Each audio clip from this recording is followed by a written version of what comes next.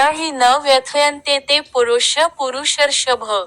समदुःख सुख धीर सोमृतत्वाय कल्पते, हे पुरुषश्रेष्ठा अर्जुना.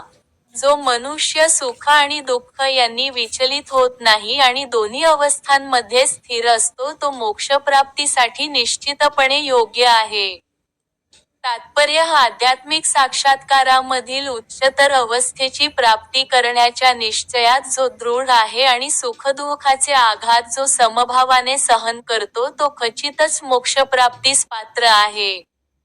वर्णाश्रमसंस्थेमध्ये जी चौथी अवस्था, संन्यासाश्रम आहे ती अत्यंत खडतर अवस्था आहे.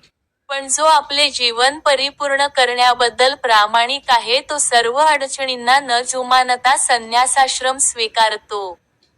कौटुंबिक नाते तोडल्यामुळे आणि पत्नी व मुलेबाळे यांच्या संपर्काचा त्याग करण्यामुळे साधारणपणे अडचणी उद्भवतात. परंतु जर कोणी अशा अडचणी सहन करण्यास समर्थ असेल तर निश्चितपणे आत्मसाक्षात्काराच्या मार्गात तो पूर्णत्व प्राप्त करतो. त्याचप्रमाणे जरी आपल्या कुटुंबियांशी किंवा प्रियजनांशी लढणे कठीण असले तरी अर्जुनाने आपल्या क्षत्रिय धर्माच्या कर्तव्यपालनात चिकाटीने प्रयत्न करणे आवश्यक आहे, असा त्याला उपदेश देण्यात आला आहे.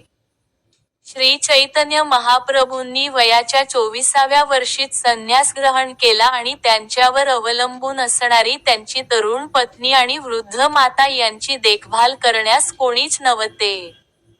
तरीसुद्धा उच्चतर हेतुप्रीत्यर्थ त्यांनी संन्यास घेतला व ते आपल्या श्रेष्ठ अशा कर्तव्यपालनात दृढ होते.